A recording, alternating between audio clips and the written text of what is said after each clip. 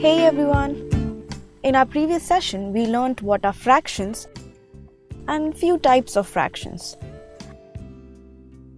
I asked you guys a question in the end of our previous session.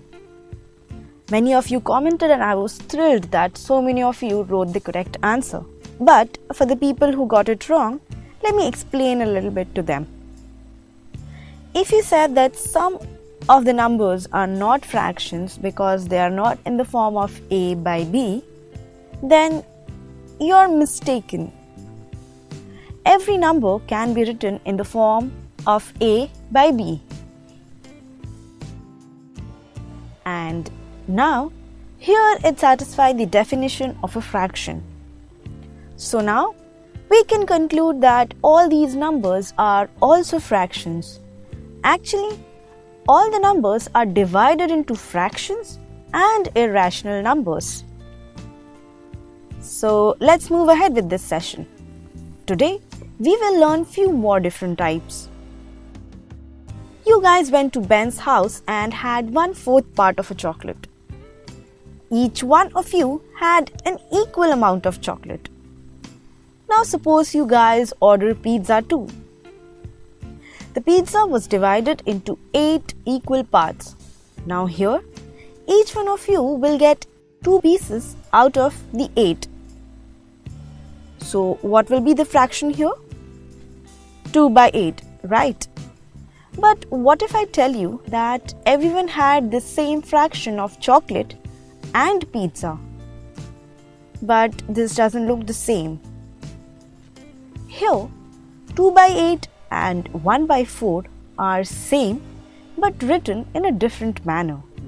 And these kind of fractions are known as equivalent fractions.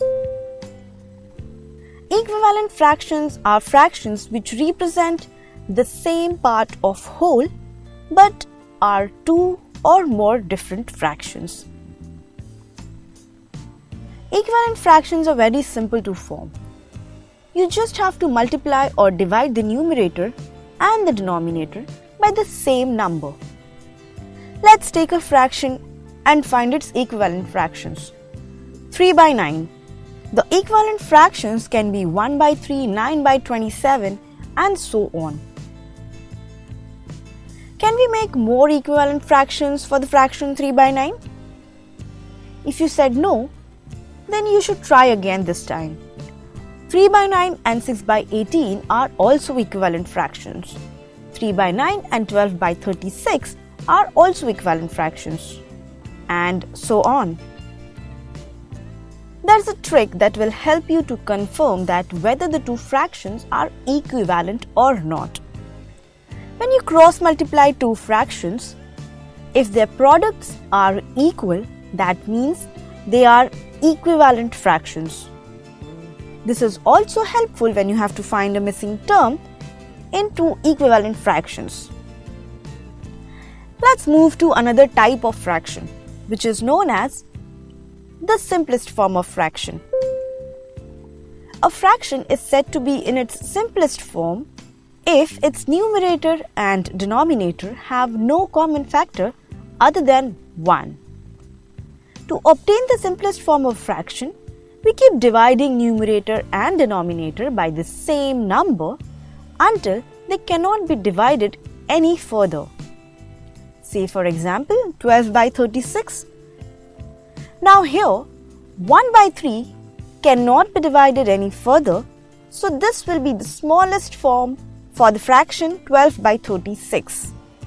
1 and 3 have only 1 as a factor. Hence, these fractions are known as simplest form of fractions.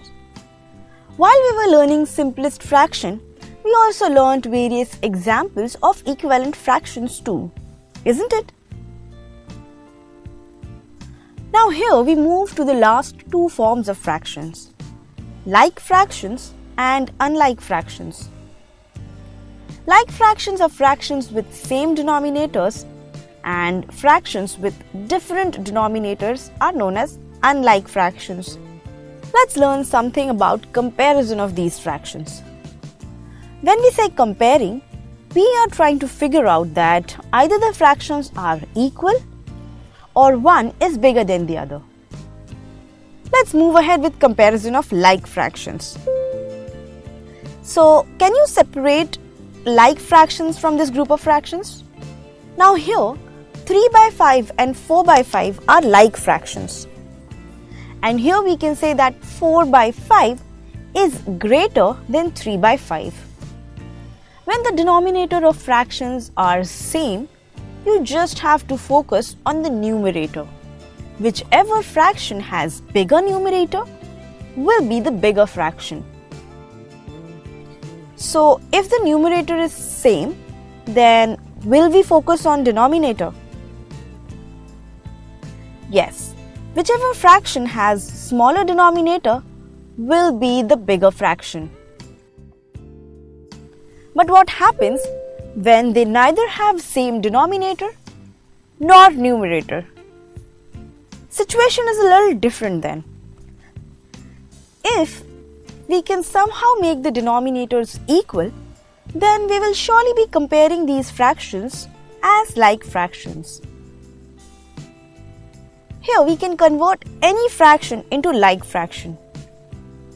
Can you think of any idea that how we can make the denominators equal? Here we are going to use LCM method to find a common denominator of both the fractions. But why are we using LCM? LCM will give us the smallest number and it also reduces a lot of calculation. So now we will take LCM of 3 and 4 because they are the denominators. Now LCM of 3 and 4 is 12, right? Now we have to make the denominator as 12 in both the fractions. So we will multiply the denominators by 4 and 3 respectively. Now the denominators are equal. But aren't our fractions altered because of this process? So here we made a mistake of not multiplying the numerator with the same number. This was a stupid mistake, but we learn by making mistakes only. Just make sure we don't repeat them. So, here we will multiply the numerator by the same number with which we multiplied the denominator. Now, this looks like fractions, isn't it?